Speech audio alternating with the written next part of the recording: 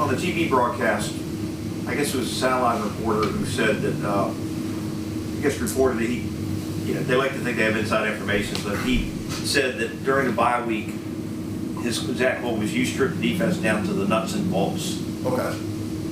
What do you mean by that, and what modifications have you made to the overall scheme since the bye week that has kind of led to the success you're having lately? Not a ton in terms of making changes, but I think whenever you get the bye week, you get a chance to do that. You get a chance to really kind of quality control and see what's been good, and honestly, what's been called. Sometimes you're practicing stuff and you're looking at it and saying, all right, we really like this. Maybe you don't get to it in the game.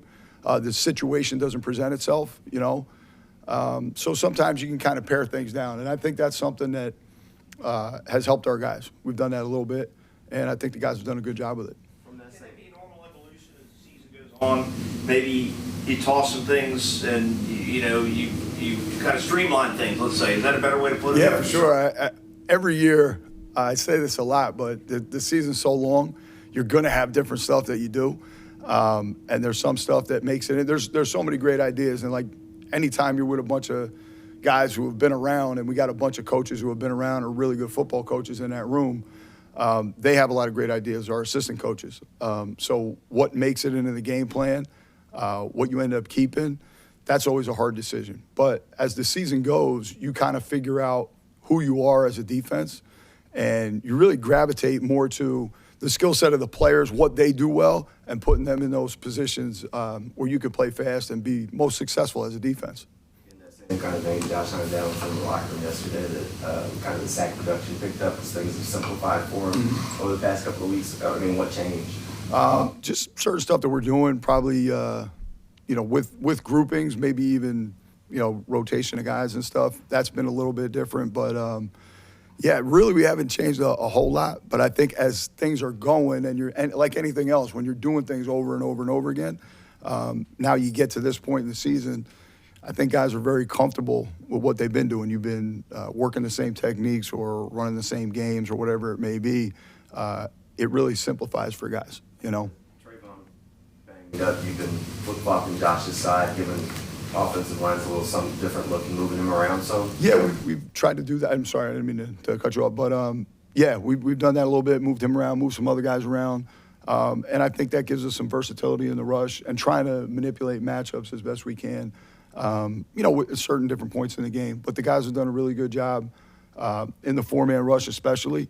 So they really kind of. When I refer to the pass rush, I just think it's more so about our guys, the detail they've been practicing with, like just being downstairs with them, in the meeting room. They're so dialed in, and I think we're really picking up there and doing a good job of that over the last few weeks. You think you'll keep moving Josh around with Trayvon's back? That's a good question.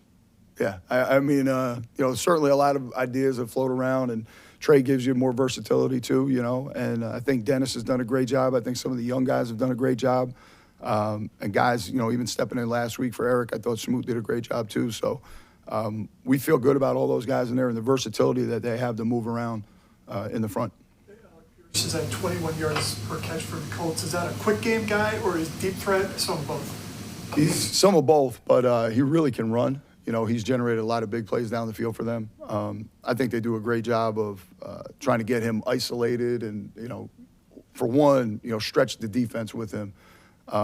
He's an impressive guy because, like I said, not only can he run, but he's a bigger target for them, and he's done a really good job for them the whole year. Safety's obviously played well lately, but what could getting Eric back, just his leadership experience, mean for you guys this week? Eric's a great leader, and I've said before, he's a great communicator. Anytime you get a guy like that has that veteran presence, the toughness that he brings to the game, he's a physical guy. He's tackled his he's tackled his ass off this year. He's done a great job being physical in the middle of the field and really separating guys from the football. So I love that about his game. I love when he's out there because, like I said, he's always bringing an edge to us, and he is a great communicator back there. And then Tyler Warren, are there many tight ends you've prepared against or kind of utilized the way he is? Yeah, we seem to be getting a lot of these tight ends that are good players, but, you know, that's kind of the in vogue thing in the league, and he's another one who's really, really super talented, can do a lot of things for them. They use him in a myriad of different ways. You know, he's in the backfield, he's out there at receiver, he's in at the tight end hole, and he's really done a great job for them this year. I think, you know, he's really got all the skills that you're looking for in a tight end. Physical on the line of scrimmage. You know, like I said, they'll move him around, isolation block with him, and they'll get him down the field as well. So he's definitely a guy you got to know where he's at. Liam and even James have talked about Jaguars DNA. What is that to you, and how does that kind of show up on Sundays? Being tough and being team first. I think those are things that I think about right away. Being a great teammate. And a lot of that, you asked about the pass rush earlier. You guys had asked about that. I think there's a certain selflessness. You know, when you're selfless in the rush, there's a team rush mentality, you know, and executing the plan. I think the guys have done that. They want to see each other's success. That gets them excited. So when we talk about Jaguars DNA, you know, being physically and mentally tough, loving your teammates and trying to be a great teammate, those are the things that come to mind for me. Is Devon Hamilton a good run defender? Honestly, like I just said, extremely selfless. He's a guy that if you really value defensive line play and you love to watch D linemen work in the run game and, you know, transition in the pass game, he's about as good as I've been around. He's such a great teammate, that guy. He's a tough dude. You know, he plays through it all the time, plays through everything. You look at the other day, I mean, he jumped in at long snapper, you know, so one of the great two-way players in the league, obviously, right now. So, but no, he's you watch him in there, and he's, you know, he'll play zero nose, he'll play shade, we move him around, but grinding blocks and, you know, tearing off blocks, not staying blocked. He's a big guy, obviously, but he does not stay blocked, and he does a great job splitting double teams, and he keeps people clean in the run game. So he's a huge part of everything we do. Hoping to get that line in, weren't you? Hoping to get that in. Yeah, I mean, he is, man. He's like Chuck Bednarik, the guy. Is this the best run game you'll face so far this year because of Taylor and also their front? Yeah, they're very good. Obviously, the running back is explosive, but he's also explosive because, you know, he don't go down easy now. He's not a guy that you can arm tackle. It's got to be a team tackling mentality with him. He's a physical back, and they're physical in the front. You know, they got guys that finish blocks. When you have that many explosive or long runs, it's because guys in the front are finishing blocks. They do that on the perimeter. They do that in the front. So that's something we got to do. You know, we got to stay after it, do a great job with our eyes. They challenge it with all the schemes that they run in the run game. They probably have the most multiple run game of anybody we played in terms of scheme variation, motion pre-snap. They do a great job of it. And I think they've done a great job offensively with their run game and matching up and marrying their play-action pass game to that. But, yeah, that's definitely the challenge this week because he's a great back and they got a great front.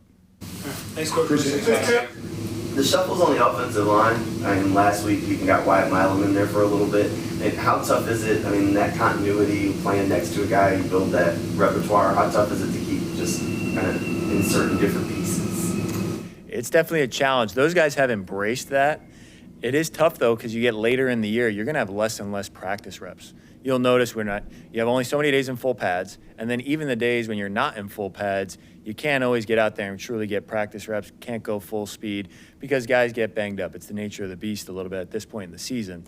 So you start to try to work a guy like Wyatt in at guard, at tackle, and he's playing both sides, got to be ready to play multiple positions because when a guy's your 7th or 8th lineman, they can't just say, I'm the backup right guard and only the right guard. They got to be the backup right guard, backup left tackle, and backup left guard. So you go into the week and you know I might only have a couple of reps during the week. Where do I take those reps? Do I take all 3 at right guard? Do I take 1 at left tackle? So you get in situations like that where thankfully Wyatt had gotten some reps in that situation, but you're kind of banking on the whole body of work over the whole offseason, the whole training camp, even during the spring of those guys being in meetings together, being out there at practice together, because there's things in that game plan, plays in that game plan that they may never have done together. So it's a challenge to be able to go out there and then do it in full speed when it's a play you've only walked through or only talked about in a meeting, but I love their approach to it. How do you prepare for a defense like the Colts that throws so many different looks out there? How do you kind of simulate it in practice? Well, that's another thing that is a challenge. With limited reps, you have to have rules to the offense, to your system, and you have to kind of rely on things that you've practiced over the course of the year. You know that not only you need to have a plan for everything they've done, but you know that they're going to have something new that they haven't done. They're going to game plan something to attack us, our protection schemes, our routes, our concepts, our run game. So you kind of have to take a principles-first approach and say, what are we trying to do? What are they trying to do from a broader view? And then how can we conceptualize this to let the guys still go out there and play fast where they're not paralyzed by 5,000 different rules of 5,000 different looks? They do a great job of scheming things up, being creative, attacking all those different things. So it's a great challenge for us to simplify things back down and let our players go play. You got Brian Thomas back last week, and then you see him go out there. Jacoby Myers had the catch, and Brian goes and gets the pancake block down the field. Yeah. I mean, seeing him putting those kind of effort plays, making plays for his other guys, what does that say about the kind of guy, the player that Brian is? It means a lot, and I know it means a lot to me personally. It means a lot to the guys in the room, and it means a lot to him to go out there and prove that he's that type of player. He's bought in. I mean, it's one of those things where you love the touchdowns, you love the catches, you love the big plays, and that was a huge play, but like those types of plays are plays you look back on and you feel like that's representative of the identity of our offense, and that's representative of his identity as a player. So there's so much in just that play that doesn't show up. Like we always talk about the stat sheet. There are all these different plays and things that show up that don't show up on the stat sheet, that show up on tape, and that means so much. A play like that is so special. We talked about the LaQuinn Allen, some of those plays earlier in the year. That's right up there with like the type of things that like damn near bring a tear to your eye as you're watching that. Hey, Grant, you have 12 games of Colts tape to look at this week. How do you prevent overanalyzing? Do you go back 4 or 5 games, or do you pick snippets from the whole season? Yeah, that's a challenge you face. Really, at the end of the season, it starts to become a big challenge because there is so much tape to go through. But it's kind of one of those challenges you face all year because most of these coordinators you're playing against have been coordinators last year or 2 years ago, or in this case, for a long history all the way before that. So you have a library and a body of work that you can study and basically drown yourself in data. So you try to pull out, once again, the main principles, the concepts, the things that are issues for you, and hope that your rules and your system can handle everything else. So you might not get to go over every pressure that they've done with the players since 2021, or even since week 1. You might not get to show them every single blitz that they've shown. But if you have good rules and you have a system and a foundation that the guys can rely on, then you trust in that it can handle different things like pressures, fronts, run schemes, things like that.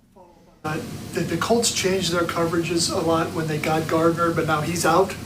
Is it a guessing game of what they go back to? Well, there's certainly always an adjustment when you have an injury, but I think it's pretty rare for an offense or a defense to totally scrap an identity.